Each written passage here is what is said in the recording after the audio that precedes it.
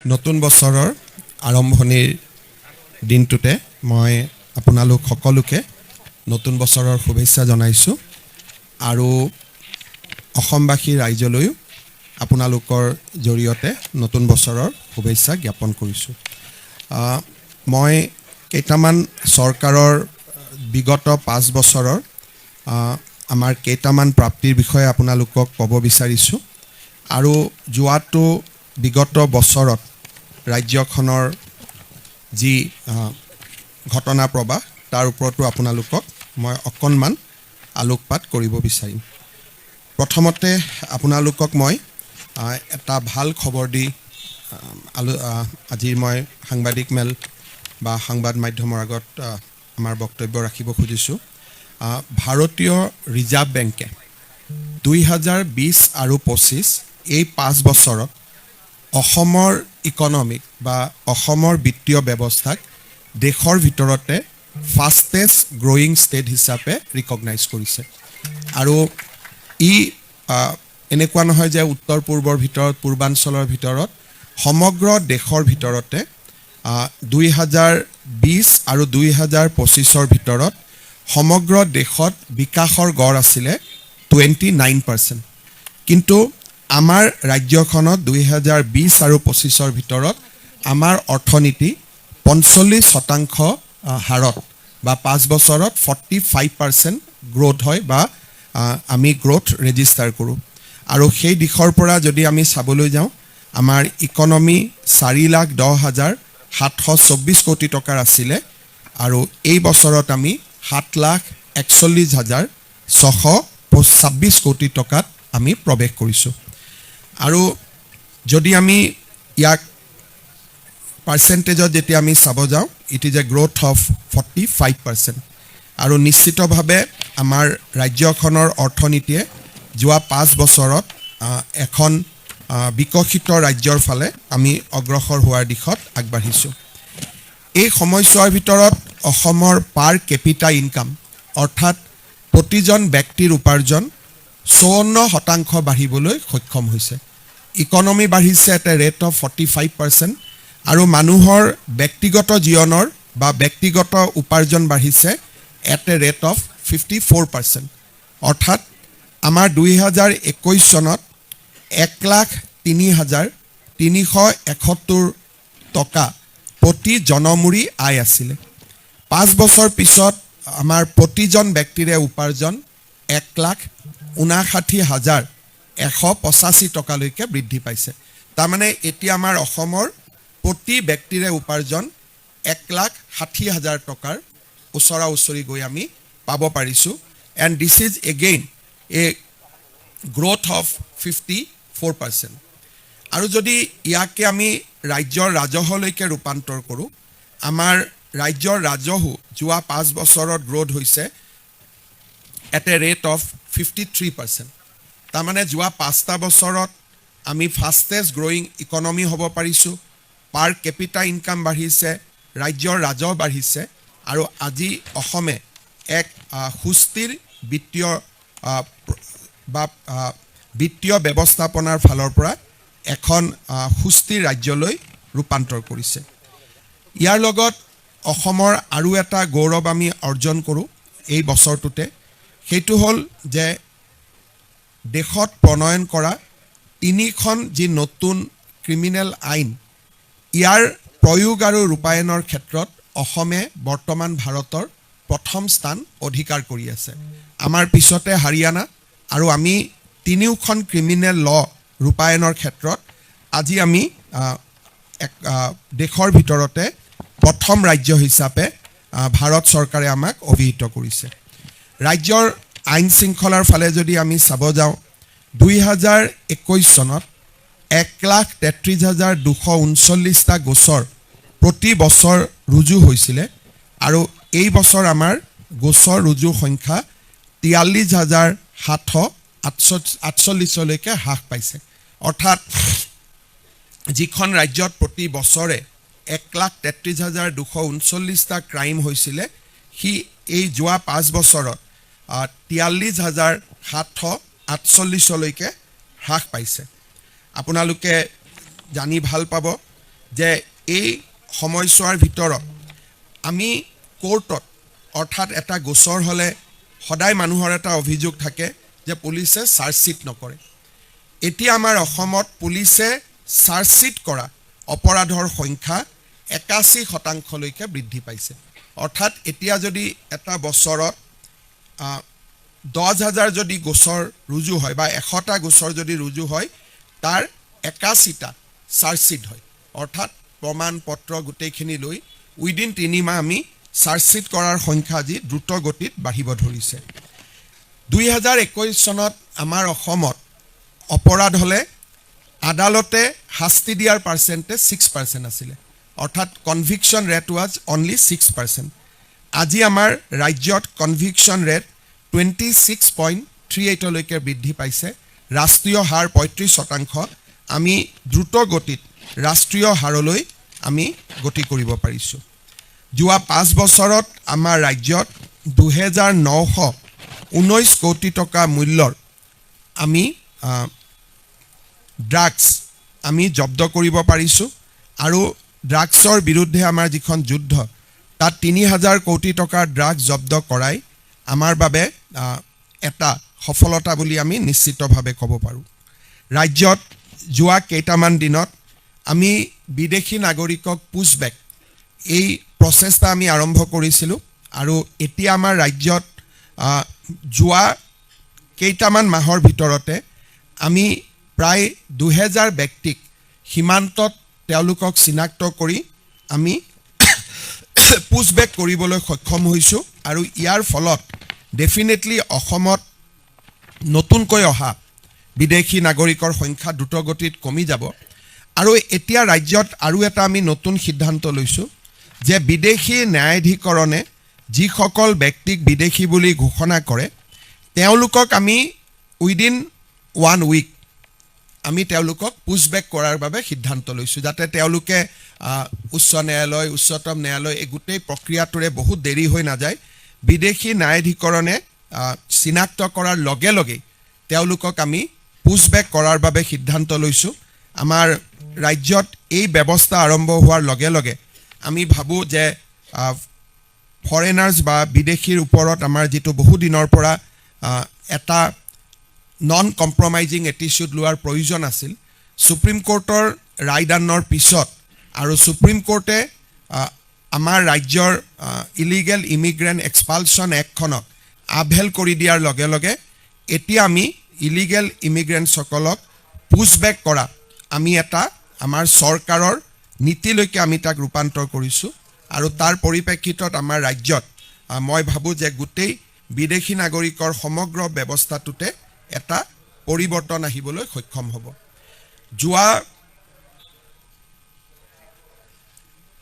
যোৱা 5টা বছৰত ইনফ্ৰাষ্ট্ৰাকচাৰৰ দিশত আমাৰ ৰাজ্যত অভূতপূৰ্ব কাম হ'বলৈ সক্ষম হৈছে। আপোনালোকে জানে যে ঢলা শদিয়া আৰু বগীবিল দলঙৰ পিছত আজি আমাৰ ব্ৰহ্মপুত্ৰ নদীৰ ওপৰত 4খন ব্ৰিজ নিৰ্মাণ আৰু এখন যোৱা মাহত আৰম্ভ হ'ব। এইকেইখন হৈছে Jorhat Majuli bridge, Palashbari Sualkuchi bridge, Guwahati north Guwahati bridge আৰু ভাৰতৰ আটাইতকৈ দীঘল দলং ধুবুৰী ফুলবাৰী। মই আপোনালোকক জনাবলৈ পাই আনন্দিত যে আমাৰ গুৱাহাটী উত্তৰ গুৱাহাটীৰ যিখন ব্ৰিজ এই ব্ৰিজখন আমি ফেব্ৰুৱাৰী মাহত ৰাইজৰ কাৰণে মুকলি কৰি দিম।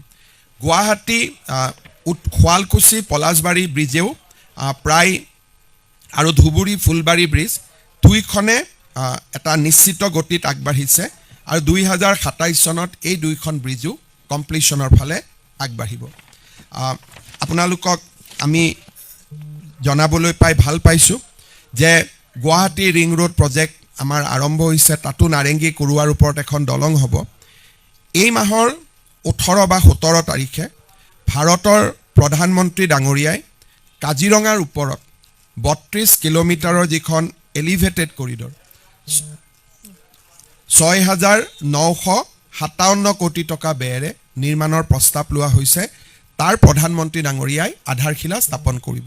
যদিও ঘৰুৱা ভাষাত আমি 32 কিলোমিটাৰ বুলি কওঁ, বৰ্তমান ইয়াৰ লেংথ 34.45 কিলোমিটাৰ হ'ব তাৰমানে এখন লগভগ 35 কিলোমিটাৰৰ এলিভেটেড কৰিডৰ হ'ব ভূমি অধিগ্ৰহণৰ প্ৰক্ৰিয়া প্ৰায় সম্পূৰ্ণ হৈছে আৰু এই এলিভেটেড কৰিডৰৰ প্ৰকল্পও আমি প্ৰায় এতিয়া আৰম্ভ কৰিবৰ পৰা পৰ্যায়ত আহি উপস্থিত হ'লো আৰু এটা ডাঙৰ প্ৰজেক্ট সেইটো হৈছে টুৱাইন টিউব আণ্ডাৰ ৱাটাৰ টানেল এইটো 4 লেনিং কৰাৰ কথা আছিলে এতিয়া প্ৰধানমন্ত্ৰী ডাঙৰীয়াই আগ্ৰহ প্ৰকাশ কৰিছে যে গহপুৰৰ পৰা নুমলীগড়ৰ যিটো প্ৰস্তাৱিত টুৱাইন টিউব আণ্ডাৰ ৱাটাৰ টানেল হ'ব তাতে ৰেলকো সংযোজিত কৰা ইমান দিনে আমাৰ প্ৰস্তাৱ চলি আছিলে যে ইয়াত মটৰ গাড়ী অহা যোৱা কৰিব কেবিনেটত বিষয়বস্তু অহাত প্ৰধানমন্ত্ৰী ডাঙৰীয়াই ক'লে যে ইয়াত ৰেলো সংযোজিত কৰিব লাগে গতিকে যিটো 12,000 কোটি টকাৰ প্ৰজেক্ট আছিল নাও it will be almost 20,000 crores আৰু ইতিমধ্যে ভাৰত চৰকাৰৰ বিত্ত মন্ত্ৰালয়ে এই প্ৰজেক্টটো অনুমোদন জনাইছে আৰু যিকোনো মুহূৰ্ততে ই কেবিনেটত অনুমোদন হোৱাৰো সম্ভাৱনা আছে আৰু ই যদি এই টানেলটো যদি কাৰ্যত পৰিণত হয় আমাৰ ৰাজ্যৰ আৰু এটা ক'ব গ'লে বহুদিনীয়া অভাৱ বুলি নকওঁ যে ৰাজ্যখনৰ মৰ্যাদা বৃদ্ধিত আৰু এটা ডাঙৰ সহায় কৰিব ইয়াৰ এই সময়ছোৱাৰ ভিতৰতে প্ৰধানমন্ত্ৰী ডাঙৰীয়াই ফেব্ৰুৱাৰীত কোকৰাঝাৰ আৰু গেলেফুৰ মাজত প্ৰস্তাৱিত নতুন ৰেল লাইনৰো আধাৰশিলা স্থাপন কৰিব আৰু তাৰ লগে লগে কোকৰাঝাৰৰ বাছবাৰীত ৰেলৱে ৱাগন অভাৰহলিং বা ৱাগন নিৰ্মাণৰ মেৰামতিৰ এটা ডাঙৰ ফেক্টৰী এটাও ভাৰত চৰকাৰে আৰম্ভ কৰিব গহপুৰ আৰু নুমলীগড়ৰ টানেলটো হৈ যোৱাৰ লগে লগে এই দুইটা স্থানৰ মাজৰ 240 কিলোমিটাৰৰ ডিষ্টেন্স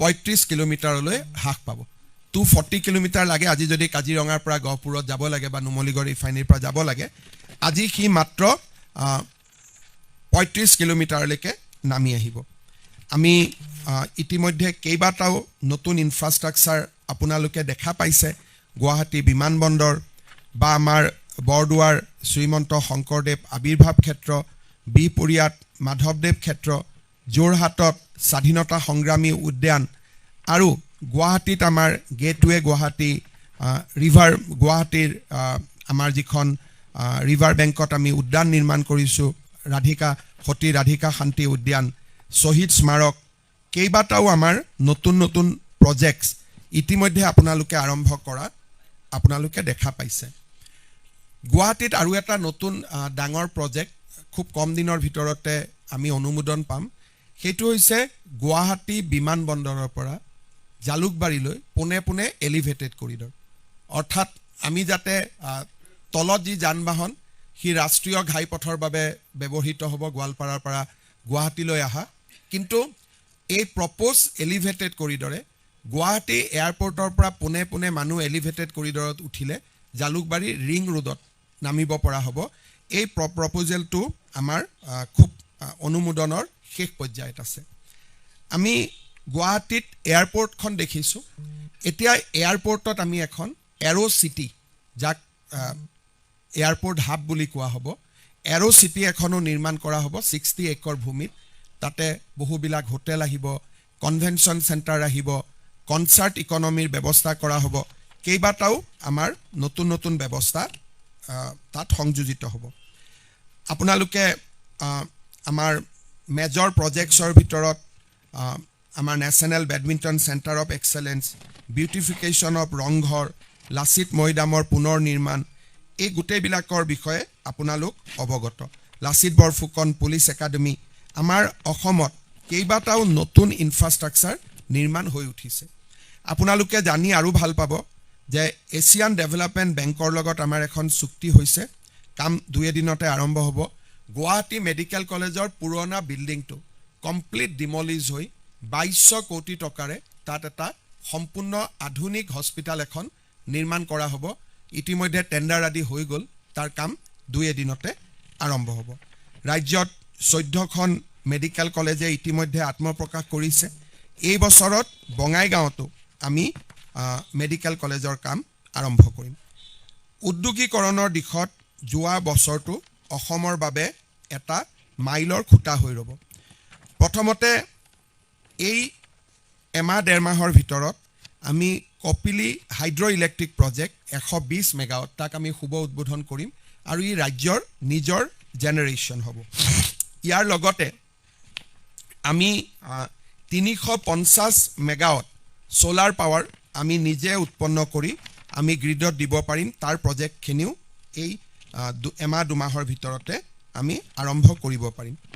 আটাইতকৈ আমাৰ বাবে ডাঙৰ সফলতা আছিল যে অসমক ইনভেষ্টমেণ্ট ডেষ্টিনেশ্যন হিচাপে ৰূপান্তৰ কৰা। দীৰ্ঘদিন ধৰি ৰাজ্যত আন্দোলন, সন্ত্ৰাসবাদ আৰু বিভিন্ন ধৰণৰ অশান্তিৰ কাৰণে ভাৰতৰ কোনো ডাঙৰ উদ্যোগপতিয়ে অসমক ইনভেষ্টমেণ্ট ডেষ্টিনেশ্যন হিচাপে তেওঁলোকে কেতিয়াও ভবা নাছিল। কিন্তু আজি আপোনালোকে জানি ভাল পাব যে এই বছৰ ডেভছত ৱৰ্ল্ড ইকনমিক ফৰামৰ যিখন মিটিং হয়, য'ত নেকি ভাৰতে নিজৰ আটাইতকৈ ভাল ৰাজ্যকেইখনক প্ৰজেক্ট কৰে, এইবাৰ অন্ধ্ৰপ্ৰদেশ আৰু মহাৰাষ্ট্ৰৰ লগত ভাৰত চৰকাৰে অসমক ইনক্লুড কৰিছে। ডেভছত ভাৰত চৰকাৰে কাক পঠিয়ায়? যিকেইখন ৰাজ্য ক্ৰীম অফ ষ্টেটছ, য'ত নেকি বিনিয়োগৰ প্ৰয়োজন আছে, বিনিয়োগ হ'ব, বা ৱৰ্ল্ডৰ মেপত যিকেইখন ৰাজ্যৰ কথা কোৱাৰ প্ৰয়োজন আছে, তেওঁলোককে প্ৰতিনিধিত্ব কৰিবলৈ পঠায়। এইবাৰ ভাৰত চৰকাৰে অন্ধ্ৰপ্ৰদেশৰ মুখ্যমন্ত্ৰী, মহাৰাষ্ট্ৰৰ মুখ্যমন্ত্ৰীৰ লগতে মোকো ভাৰতীয় দলত তেওঁলোকে পঠিয়াইছে, যাতে ডেভছৰ ৱৰ্ল্ড ইকনমিক ফৰামত আমি অসমৰ বিষয়ে কথা ক'ব পাৰোঁ, যিটো নেকি ইট ইজ এ হাইয়েষ্ট ৰিকগনাইজেশ্যন যে আমাৰ দৰে এখন ৰাজ্যৰ বিষয়ে বা আমাৰ ৰাজ্যত উদ্যোগীকৰণ হ'ব পাৰে, আমাৰ ৰাজ্যত ইনভেষ্টমেণ্ট হ'ব পাৰে, তাৰ বিষয়ে আমি কথা কোৱাৰ সুযোগ পাম। আৰু তাতে বহুতো বিনিয়োগকাৰীৰ সৈতে আমাৰ আলাপ আলোচনা হ'ব, আৰু যোনে নেকি আমাৰ অসমক লাহে লাহে এটা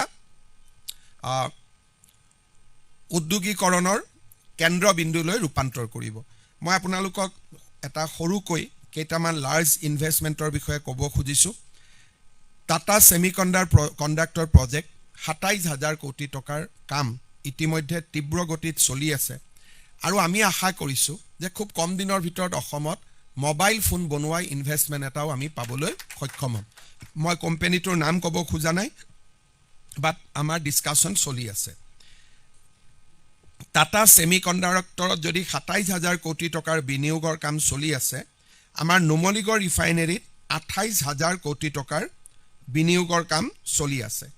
নৰ্থ ইষ্ট গেছ ডিষ্ট্ৰিবিউশ্যন কোম্পানীৰ জৰিয়তে 4,000 কোটি টকাৰ বিনিয়োগৰ কাম চলি আছে। চাপৰত আমাৰ যিটো 3,200 মেগাৱাট কোল বেছ ultra super critical technology thermal power হ'ব, তাতে 40,000 কোটি টকাৰ ব্যয়ৰ প্ৰস্তাৱ ৰখা হৈছে। আমাৰ methanal plant Assam petrochemical limited, তেওঁলোকে 2,000 কোটি টকা দি প্ৰজেক্ট প্ৰায় কমপ্লিশ্যনৰ পৰ্যায়লৈকে লৈ গৈছে, আৰু নামৰূপত 10,601 কোটি টকাৰে আজি আমি ইউৰিয়া কমপ্লেক্স, এমনিয়া ইউৰিয়া কমপ্লেক্সৰো কাম আৰম্ভ কৰিব খুজিছোঁ। অসমত আৰু এটা বিনিয়োগ লাহে লাহে আগবাঢ়ি গৈছে, সেইটো হ'ল পাম ষ্ট'ৰেজ। অৰ্থাৎ অসমৰ পাহাৰৰ আমাৰ যিটো জিঅ'গ্ৰাফি, এই জিঅ'গ্ৰাফিটো পাম ষ্ট'ৰেজৰ কাৰণে খুবেই উপযোগী। পাম ষ্ট'ৰেজ মানে হ'ল যে দিনত সোলাৰ পাৱাৰবিলাক আহৰণ কৰা হয় আৰু গোটেই ৰাতি তাক পানীৰ মাজত সঞ্চয় কৰা হয় দিনটো, আৰু 7 বজাৰ লগে লগে একেটা ইলেক্ট্ৰিচিটি গ্ৰিডত এৰি দিয়া হয়। তাৰমানে তেতিয়া দিনত যিটো সোলাৰ পাৱাৰ তাক ৰাতিও পাব পৰাৰ ব্যৱস্থা হয়। এতিয়ালৈকে আমি অসমত 5টা পাম ষ্ট'ৰেজৰ বাবে MOU কৰিছোঁ। তাৰ জৰিয়তে অসমত আমি another 50,000 to 60,000 আমি বিনিয়োগ পাম, সেই ধাৰণা আজি আমি কৰিব পাৰোঁ। আমাৰ ৰাজ্যত আৰু এটা চৰকাৰ গঠন কৰাৰ পিছতে আমাৰ এটা ফ্লেগশ্বিপ প্ৰগ্ৰেম আছিলে যে আমি কৃষকৰ পৰা ধান কিনিম। যোৱা বছৰটোত আমি 8.5 লাখ কুইণ্টল মেট্ৰিক টন ধান আমি কিনিবলৈ সক্ষম হৈছোঁ। 2020ত আমি টোটেল ধান কিনিছিলোঁ 2 লাখ মেট্ৰিক টন। যোৱা বছৰ আমি ধান কিনিছোঁ কৃষকৰ পৰা 8.50 লাখ মেট্ৰিক টন। ইয়ে এটা কথা স্পষ্টভাৱে প্ৰমাণ কৰিছে যে উদ্যোগীকৰণৰ সমান্তৰালভাৱে ৰাজ্যত কৃষি অৰ্থনীতিও সবল হৈছে। 2 লাখৰ পৰা 8 লাখ মেট্ৰিক টন যিটো আমি ধান কিনিছোঁ, this is a increase of 80%। ৰাজ্যত আমাৰ আন কেইবাটাও নতুন নতুন কাম, মিল্ক প্ৰচেছিং ইউনিট, তাৰপিছত আমাৰ মুগাৰ ওপৰত নতুন নতুন ব্যৱস্থা, আমাৰ ধানৰ লগতে মচুৰ দাল, আমাৰ ধানৰ লগতে মাষ্টাৰ্ড অইল কিনা নতুন প্ৰকিউৰমেণ্ট পলিচি, এই গোটেইবিলাকে আমাৰ ৰাজ্যত এটা বিনিয়োগৰ নতুন পৰিৱেশ এটা সৃষ্টি কৰিছে। ৰাজ্যত নিবনুৱা যুৱক যুৱতীক আমি 1 লাখ চৰকাৰী চাকৰি দিম বুলি কৈছিলোঁ। আপোনালোকে জানি ভাল পাব যে আমি ইতিমধ্যে 1,46,000ত ভৰি দিছোঁ। যোৱা 9 আৰু 10 তাৰিখে ADRE 10,000 নিযুক্তি হোৱাৰ লগে লগে ই 1.5 লাখৰ সংখ্যা পাৰ কৰিব। আৰু ফেব্ৰুৱাৰী মাহত হ'বলগীয়া আৰু কেইবাটাও নিযুক্তিয়ে মই ভাবোঁ যে আমাক 1.5 লাখৰ অতিক্ৰম কৰি আমি 2 লাখৰ ফালে তীব্ৰ গতিত আমি যাত্ৰা আৰম্ভ কৰিম। ৰাজ্যত নিবনুৱা যুৱক যুৱতীক কৰ্ম সংস্থাপন দিয়া ইমান ডাঙৰ ব্যৱস্থা আগত কেতিয়াও হোৱা নাছিল। ইয়াৰ সমান্তৰালভাৱে আমি 1 লাখ ল'ৰা ছোৱালীক 2 লাখৰ পৰা 5 লাখলৈ বিনা মৰ্টগেজ আৰু বেংকৰ কোনো হস্তক্ষেপ নোহোৱাকৈ ৰাজ্য চৰকাৰৰ পুঁজিৰে আমি 1 লাখ ল'ৰা ছোৱালীক উদ্যোগী কৰি তুলিবলৈ আমি যি প্ৰচেষ্টা লৈছিলোঁ, সিও আজি বিভিন্ন ধৰণে সুফল দেখুৱাবলৈ সক্ষম হৈছে। আমাৰ ৰাজ্যত দুখীয়া দৰিদ্ৰ মানুহক সহায় কৰাৰ বাবে আমি বহুবিলাক কাম কৰি আছোঁ। যোৱা 5 বছৰত ৰাজ্যত অৰুণোদয় হিতাধিকাৰীৰ সংখ্যা 38 লাখলৈকে বৃদ্ধি পাইছে। মহিলা উদ্যমিতাৰ জৰিয়তে 32 লাখ মহিলাক সহায় কৰা হৈছে। বিনামূলীয়া চাউলৰ লগতে 100 টকাত মচুৰ দাল, চেনি, দালি 70 লাখ পৰিয়াললৈ আগবঢ়োৱা হৈছে। আমাৰ ছাত্ৰ ছাত্ৰীক প্ৰতি বছৰে 3.90 লাখ ছাত্ৰ ছাত্ৰীক বিনামূলীয়া নামভৰ্তিৰ সুবিধা দিয়া হৈছে। মিছন বসুন্ধৰাৰ জৰিয়তে 3 লাখ লোকক মাটিৰ অধিকাৰ প্ৰদান কৰা হৈছে। কেছলেছ মেডিকেল ট্ৰিটমেণ্ট 26 লাখ পৰিয়াললৈ আগবঢ়োৱা হৈছে। আৰু আমাৰ ৰাজ্যত নিযুত মইনাৰ দৰে ট্ৰান্সফৰ্মেটিভ স্কিম আমি ল'বলৈ সক্ষম হৈছোঁ।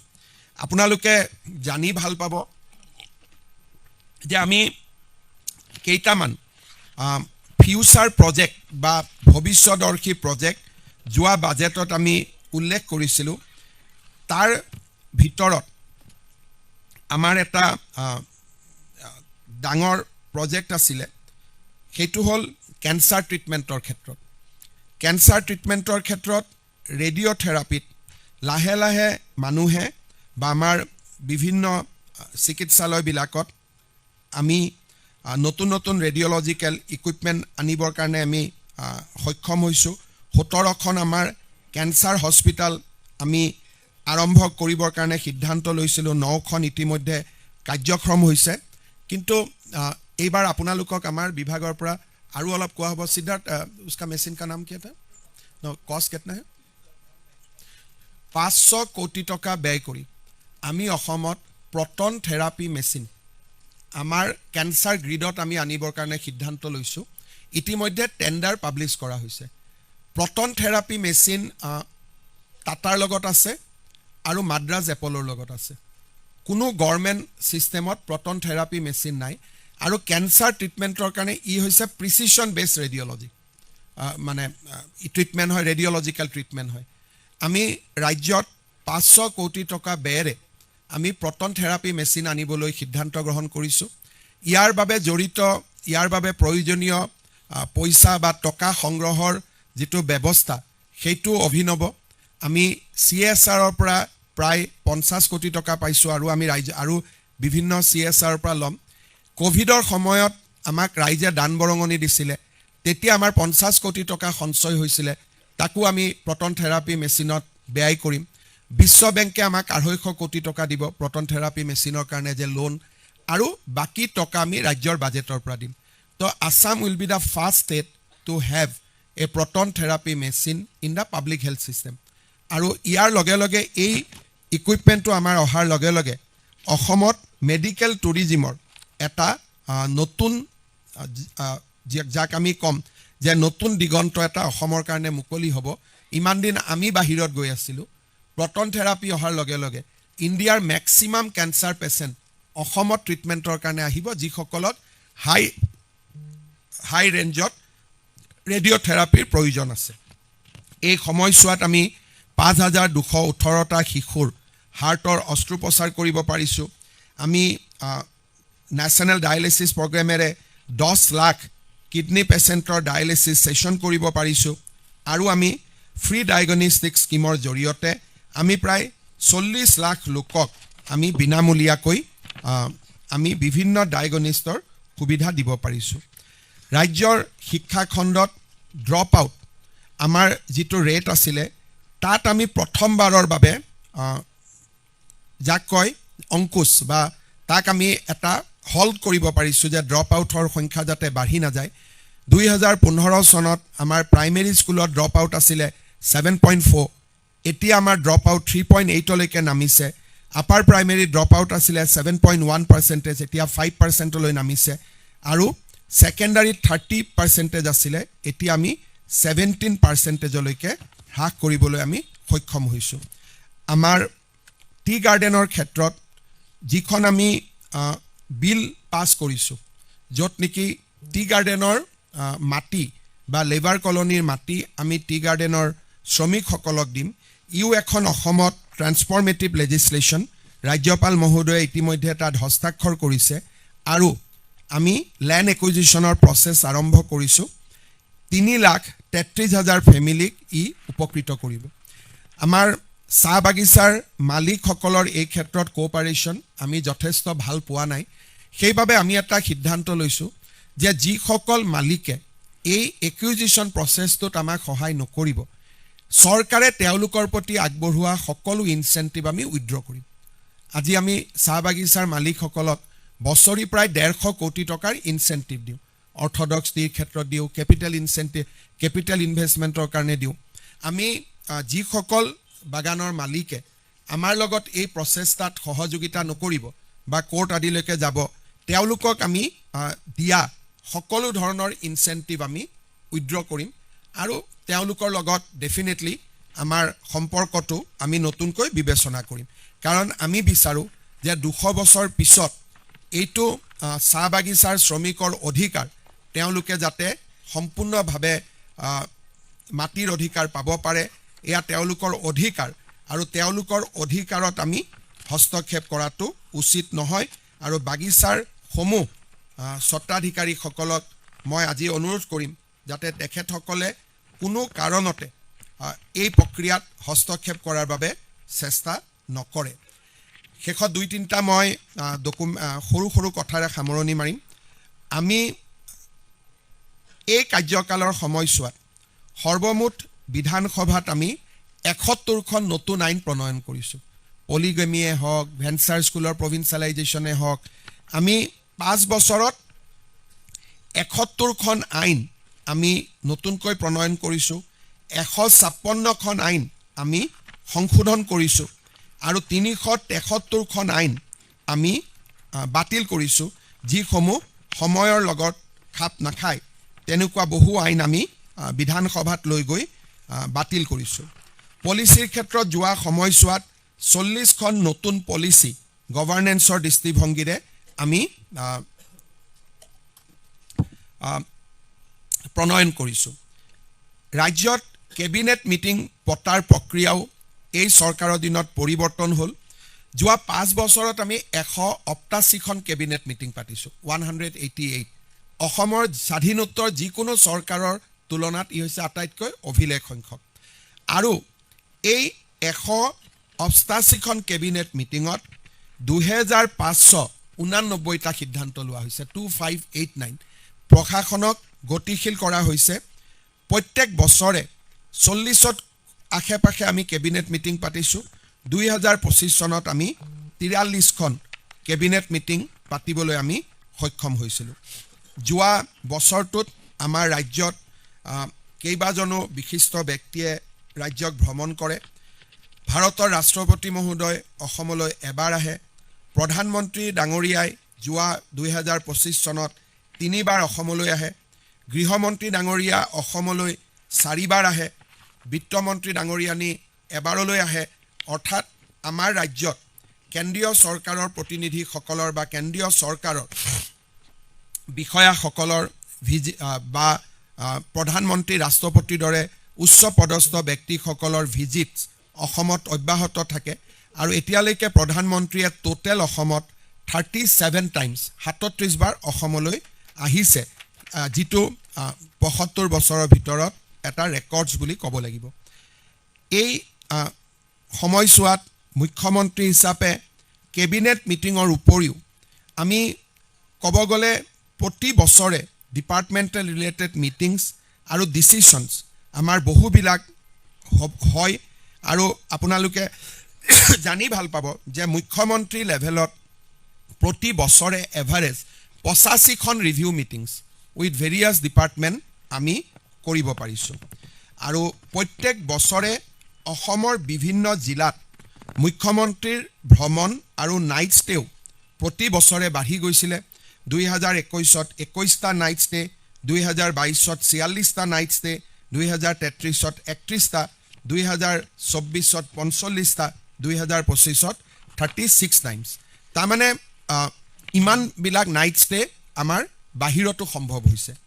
এই সময়ছোৱাৰ ভিতৰত 2025ত আমাৰ মন্ত্ৰী ৰঞ্জিত দাসে 32খন জিলালৈকে গৈছে, পীযুষ হাজৰিকাই 34 ডিষ্ট্ৰিক্টলৈকে গৈছে, জয়ন্ত মল্ল বৰুৱা 34 ডিষ্ট্ৰিক্টলৈকে গৈছে, যোগেন মোহন 24খন জিলালৈকে গৈছে, ৰণোজ পেগু 29খন জিলালৈকে গৈছে, উৰ্ষা গৌৰা ব্ৰহ্ম 17খন জিলালৈকে গৈছে, নন্দিতা গাৰ্লুচা 26খন জিলালৈকে গৈছে, অতুল বৰা 25খন জিলালৈকে গৈছে, চন্দ্ৰমোহন পাটোৱাৰী 22খন জিলালৈকে গৈছে, কৃষ্ণেন্দু পাল 29খন জিলালৈকে গৈছে, বিমল বৰা 20খন জিলালৈকে গৈছে, মন্ত্ৰী কৌশিক ৰায় 34 ডিষ্ট্ৰিক্টলৈকে গৈছে, ৰূপেশ গোৱালা 20খন জিলালৈকে গৈছে, কেশৱ মহন্ত 24খন জিলালৈকে গৈছে, অশোক সিংগাল 21খন জিলালৈকে গৈছে, প্ৰশান্ত ফুকন 24খন জিলালৈকে গৈছে, অজন্তা নেওগ 20খন জিলালৈকে গৈছে, চৰণ বড়ো 7খন জিলালৈকে গৈছে। কেইগৰাকীমান মন্ত্ৰী মোটামুটি সকলোৰে আছে। আমাৰ টোটেল 2705টা ভিজিট মন্ত্ৰীবিলাকৰ জৰিয়তে ডিষ্ট্ৰিক্টলৈকে কৰা হৈছে। এই গোটেইবিলাক আমাৰ ৰাজ্যৰ যিটো প্ৰশাসনিক ব্যৱস্থা তাত ই যথেষ্ট পৰিৱৰ্তন আনিছে।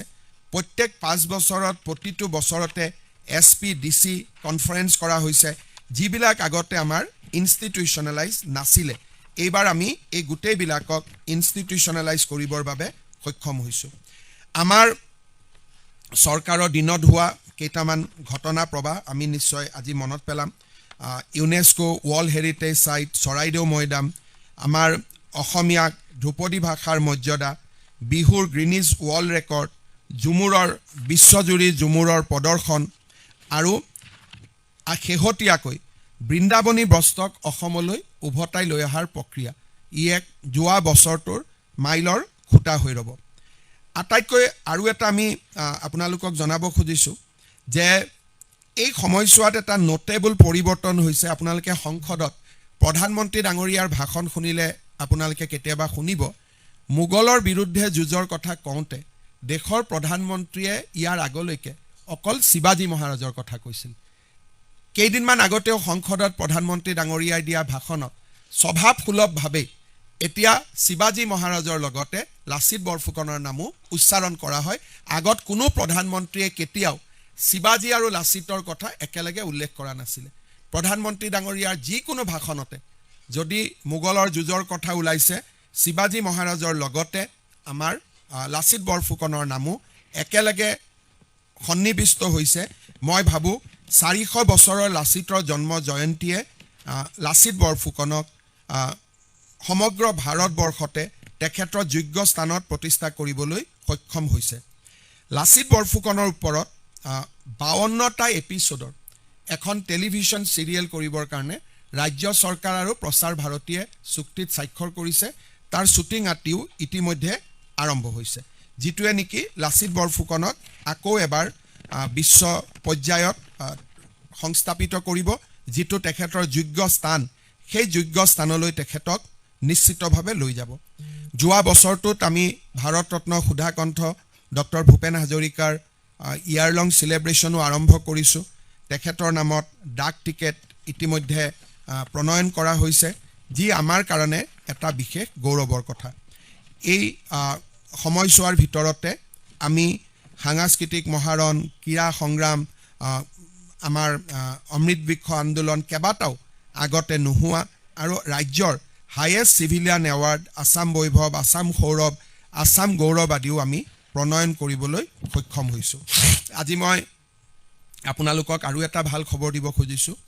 2025 চনটো আমি পাৰ কৰিছোঁ উইথ জিৰ' ৰাইনো পচিং। তাৰমানে 2025 চনটোত এটাও ৰাইনো পচিং হোৱা নাই, এটাও গড় হত্যা হোৱা নাই। আজি আমি যিহেতু 31 ডিচেম্বৰ পাৰ হৈ গ'ল, 2025 আমাৰ বাবে এটা গৌৰৱৰ মুহূৰ্ত আছিল যে জিৰ' ৰাইনো পচিং আমি পাৰ কৰিব খুজিছোঁ। বন বিভাগৰ ওপৰতে মই আৰু দুটা কথা কওঁ। কাজিৰঙা কাৰ্বি আংলং লেণ্ডস্কেপত আমি ৱাইল্ড ডগ, যাক এনডেঞ্জাৰ্ড ঢোলে বুলি কয়, এই বিশেষ প্ৰজাতিটোক 35 বছৰৰ মূৰত আকৌ এবাৰ আমি দেখা পাইছোঁ। 35 বছৰ আগতে ইয়াক দেখা পোৱা গৈছিল। আফটাৰ 35 ইয়াৰ্ছ এই ৱাইল্ড ডগক আমি কাজিৰঙা কাৰ্বি আংলং লেণ্ডস্কেপত আকৌ দেখা পাইছোঁ। আৰু জানুৱাৰী 2025ত কাজিৰঙাত এটা ৰেয়াৰ চাইটিং হৈছিল, চাইটিং অফ গল্ডেন টাইগাৰ। আমি কাজিৰঙাত গল্ডেন টাইগাৰ আছে বুলি আমি জনা নাছিলোঁ, কিন্তু আমাৰ এইবাৰ জানুৱাৰীত আমি এটা ডাঙৰ ৰেয়াৰ চাইটিং এটা কৰিব পাৰিছোঁ, যিটো আমাৰ বাবে এটা গৌৰৱৰ বিষয়। অসমত আমি বনভূমিৰ পৰা উচ্ছেদ কৰা ভূমিৰ পৰিণাম এতিয়া 1,45,000 বিঘা স্পৰ্শ কৰিছে। অহা 3 তাৰিখেও এটা এভিকশ্যন আছে। টোটেল লেণ্ড এভিক্টেড, লেণ্ড এনক্ৰ'চ ফ্ৰী কৰা সংখ্যা 1,45,000 স্পৰ্শ কৰিছে। তাৰ লগে লগে আপোনালোকে জানে যে আমাৰ ফৰেষ্ট ডিপাৰ্টমেণ্টৰ পৰা কাজিৰঙাক আমি আৰু সুৰক্ষিত কৰা, গুৱাহাটী জু আমি নতুনকৈ নিৰ্মাণ কৰা, খুব সুন্দৰ কাম চলি আছে। আপোনালোকে চাই পেলাই অত্যন্ত আনন্দ লাভ কৰিব। মই কেইটামান আপোনালোকক এই বছৰৰ বাবে আমি কেইটামান নতুন কাম কৰিব খুজিছোঁ, আপোনালোকক সেই বিষয়ে জনাব খুজিছোঁ। কেন্দ্ৰীয় চৰকাৰে ইতিমধ্যে 8ম দৰমহা আয়োগ গঠন কৰিছে। ভাৰতৰ কোনো ৰাজ্যই এতিয়ালৈকে ৰাজ্যিক পৰ্যায়ত ষ্টেট পে' কমিশ্যন গঠন কৰা নাই। কিন্তু আজি আমি অসমৰ প্ৰাক্তন অতিৰিক্ত মুখ্য সচিব সুভাষ দাসৰ অধ্যক্ষতাত 8th Assam pay' commission constitute কৰাৰ সিদ্ধান্ত লৈছোঁ। এতিয়ালৈকে ভাৰতৰ কোনো ষ্টেট গভৰ্ণমেণ্টে পে' কমিশ্যন কনষ্টিটিউট কৰা নাই। আপোনালোকে জানে যে আমাৰ ৰাজ্যত এটা স্কিম আছে, যাৰ দ্বাৰা আমি ছোৱালীসকলক শিক্ষাৰ বাবে আগ্ৰহী কৰোঁ। সেইটো হ'ল নিযুত মইনা আঁচনি। নিযুত মইনা আঁচনিৰ জৰিয়তে আমি অসমৰ বহু ছাত্ৰ ছাত্ৰীক আজি আমি মান্থলি স্কলাৰশ্বিপ দি যাব পাৰিছোঁ। আৰু পষ্ট গ্ৰেজুৱেটত 2500 টকা, গ্ৰেজুৱেটত 1250 টকা, আৰু হায়াৰ ছেকেণ্ডেৰীত আমি 1000 টকাকৈ ছোৱালীসকলক আগবঢ়াম। যেতিয়া ছোৱালীসকলক আমি আগবঢ়োৱাৰ নিশ্চিত উদ্দেশ্য আছিল যে আমি বাল্য বিবাহ প্ৰতিৰোধ কৰিব খোজোঁ। কিন্তু যোৱা কেইটামান দিনত ৰাজ্যত আমাৰ ছাত্ৰসকলে অলমষ্ট এটা নীৰৱ আন্দোলন কৰিছে যে তেওঁলোককো বাবু আঁচনি এটা লাগে। আজি আমি এই ধৰণে আপোনালোকক জনাব খুজিছোঁ যে পষ্ট গ্ৰেজুৱেট পঢ়া ছাত্ৰসকলক আমি ফেব্ৰুৱাৰী মাহৰ 1 তাৰিখৰ পৰা মাহত 2000 টকাকৈ আগবঢ়াম, আৰু গ্ৰেজুৱেট পঢ়া ছাত্ৰসকলক আমি মাহত 1000 টকাকৈ আগবঢ়াম। প্ৰথম বৰ্ষৰ পৰা এই বছৰ আমি TDC আৰু PG ফাৰ্ষ্ট ইয়াৰৰ ষ্টুডেণ্টবিলাকক বা ষ্টুডেণ্টসকলক এই আঁচনিত আমি সামৰি ল'ম। এই আঁচনিখন সকলোৰে বাবে মুকলি নহ'ব। যাৰ পিতৃ মাতৃৰ উপাৰ্জন 4 লাখ টকালৈকে আছে, তেওঁলোকৰ বাবে এই আঁচনিখন দিয়া হ'ব। বিল' 4 লাখ চৰকাৰী চাকৰিয়াল আদি এই আঁচনিৰ পৰা বাদ পৰিব। ছোৱালীসকলৰ ক্ষেত্ৰত আমি সকলোকে দিছোঁ। বাবু আঁচনিত আমি 4 লাখ টকা উপাৰ্জনলৈকে আমি এই আঁচনিৰ সহায় আগবঢ়াম। আমাৰ ৰাজ্যত আমি আমাৰ জ্যেষ্ঠ নাগৰিকসকলক আমি 250 টকাকৈ বৃদ্ধ পেঞ্চন দিওঁ। জানুৱাৰী মাহৰ পৰা আমি তেওঁলোকক 400 টকাকৈ বৃদ্ধ পেঞ্চন দিয়াৰ সিদ্ধান্ত লৈছোঁ। আগতে আমি বৰ্তমান 250 টকা দি আছোঁ।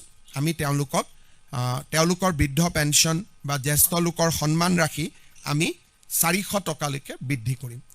শেষত মই অসমৰ মহিলাসকলৰ বাবে এটা খবৰ দিব বিচাৰিছোঁ। নিৰ্বাচনৰ সময়ছোৱাত অৰুণোদয় আঁচনি প্ৰদান কৰা সদায় এটা বিতৰ্কিত বিষয় হৈ থাকে। সেইকাৰণে কেতিয়াবা বিৰোধী পক্ষেও আপত্তি কৰে যে ইলেকশ্যন চলি থাকোঁতে কিয় অৰুণোদয় দিলে।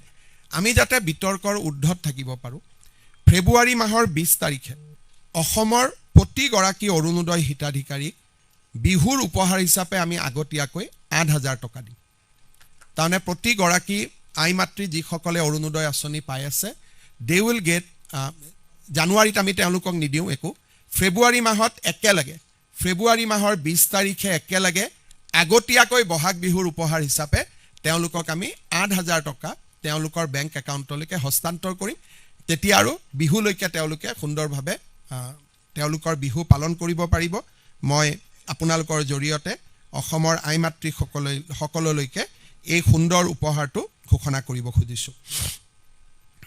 আমাৰ ৰাজ্যত চেনি, দালি আৰু নিমখ আমি 117 টকাত 1 কেজিকৈ 3 কেজি সামগ্ৰী দি আছিলোঁ।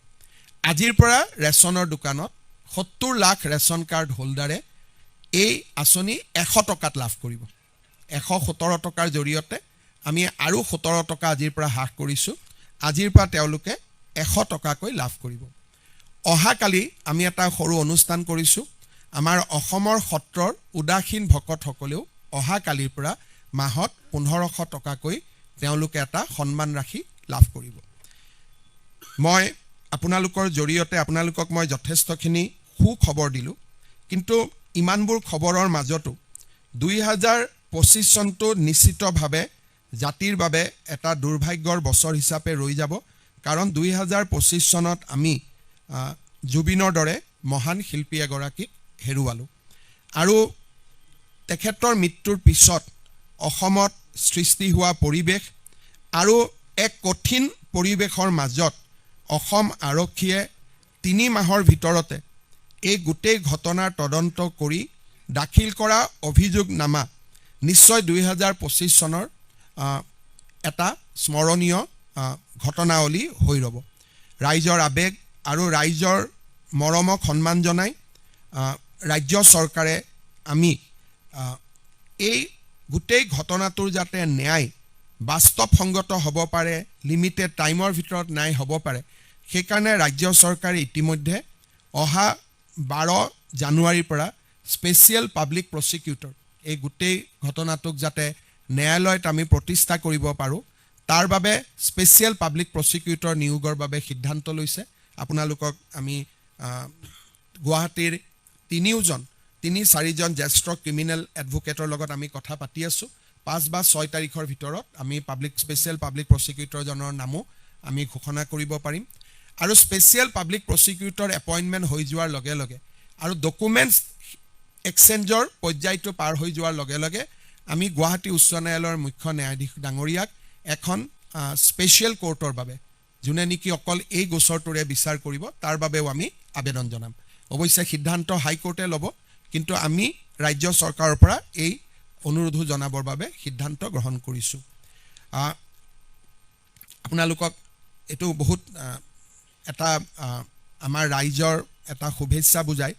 জুবিন গাৰ্গৰ ৰৈ ৰৈ বিনালে ছবিখনে চিনেমা হলৰ পৰা অসমৰ ৰাইজে টিকট বা বিভিন্ন ধৰণৰ যিটো ট্ৰেঞ্জেকশ্যন হয় তাৰ পৰা 32 কোটি টকা আহৰণ কৰিছে। এই 32 কোটি টকাৰ বিপৰীতে ৰাজ্য চৰকাৰে লাভ কৰা 2,90 লাখ টকাৰ GST আজি বা অহাকালি আমি কলাগুৰু ফাউণ্ডেশ্যন, যাক জুবিন গাৰ্গে স্থাপন কৰিছিল, তালৈকে আমি হস্তান্তৰ কৰিম। ইতিমধ্যে পুঁজি বিত্ত বিভাগে মুকলি কৰি দিছে। আজি বা অহাকালি আমি 2,90 লাখ টকা যিটো ষ্টেট GST আমি কালেক্ট কৰিছিলোঁ তাক আমি অহাকালি কলাগুৰু ফাউণ্ডেশ্যনলৈকে উভতাই দিম। পুনৰ এবাৰ এই বছৰটো নিশ্চিতভাৱে নিৰ্বাচনৰ বছৰ হ'ব, আৰু যোৱা বছৰ ফেব্ৰুৱাৰীৰ 27 তাৰিখে মডেল কোড অফ কণ্ডাক্ট দিয়া হৈছিলে, আৰু আমিও তেনেকৈ নিৰ্বাচনৰ বাবে প্ৰস্তুত হ'ব লাগিব। হয়তো এই ধৰণৰ পৰিৱেশ আমি নিৰ্বাচনৰ আগতে আৰু নাপাওঁ। মই পুনৰ এবাৰ আপোনালোকক ধন্যবাদ আৰু শলাগ জনাইছোঁ। যোৱা 5টা বছৰত এখন আন্দোলনকাৰী ৰাজ্যৰ পৰা অসমৰ পৰিচয় আমি ভাৰতৰ আটাইতকৈ ক্ষীপ্ৰ অৰ্থনৈতিক বিকাশৰ ৰাজ্যলৈ আমি ৰূপান্তৰ কৰিব পাৰিছোঁ আৰু this is not a slogan, this is a data of reserve bank of India from a state যাক নেকি আন্দোলন গুলী বোম গ্ৰেনেডৰ লগত যাৰ নাম জড়িত হৈ আছিলে, আজি সেইখন ৰাজ্যই ৰিজাৰ্ভ বেংক অফ ইণ্ডিয়াৰ এছেছমেণ্টত ফাষ্টেষ্ট গ্ৰয়িং ইকনমি। মই ভাবোঁ এই এটা ডেটাই গোটেই সামাজিক ৰাজনৈতিক অৰ্থনৈতিক গোটেই বিকাশক সমাহিত কৰে। কাৰণ ৰাজ্যত যদি আন্দোলন থাকিলেহেঁতেন আমাৰ ইমান গ্ৰ'থ নহ'লহেঁতেন, ৰাজ্যত যদি অশান্তি থাকিলেহেঁতেন আমাৰ ইমান গ্ৰ'থ নহ'লহেঁতেন, ৰাজ্যত যদি কৃষি উদ্যোগ সেৱা খণ্ডৰ বিকাশ নহ'লহেঁতেন আমি কেতিয়াও ইণ্ডিয়াৰ ফাষ্টেষ্ট গ্ৰয়িং ষ্টেট হ'ব নোৱাৰিলোহেঁতেন। এণ্ড আমি কাৰ লগত কম্পিট কৰিছোঁ? State like Tamil Nadu, state like Karnataka, state like Maharashtra, এইসকলৰ লগত কম্পিট কৰি today Assam has became fastest growing economy in entire India. এতিয়া ইয়াৰ বহুবিলাক সুফল আমি পাম যেতিয়া এখন ৰাজ্যত এনেকুৱা ধৰণৰ এছেছমেণ্ট ৰাজ্যলৈ আহে। স্বাভাৱিকভাৱে ৰাজ্যত বিনিয়োগকাৰীৰো উপস্থিতি বৃদ্ধি পায় আৰু বিনিয়োগকাৰীৰ উপস্থিতি হোৱাৰ লগে লগে নিবনুৱা সমস্যা আদিও আমি দূৰ কৰাত সফল হ'ম। মই আশা কৰিছোঁ যে 2026 চন আমাৰ সকলোৰে বাবে ভাল হ'ব, ৰাজ্যখনৰ বাবে আৰু বেছি ভাল হ'ব। ৰাজ্যৰ প্ৰতিগৰাকী জনগণে সুখ সমৃদ্ধি আৰু সকলো ফালৰ পৰা শান্তিৰে পৰিপূৰ্ণ এখন সমাজ এখন ৰাজ্য লাভ কৰিব আৰু ব্যক্তিগত জীৱনতো ৰাজ্যৰ প্ৰতিগৰাকী ব্যক্তিয়ে নিশ্চয় এই বছৰটোত আৰু অধিক কীৰ্তিমান স্থাপন কৰিব পাৰিব। মই অসমবাসী ৰাইজক শুভেচ্ছা জনাই আপোনালোকক অনুৰোধ কৰিম, যদি আপোনালোক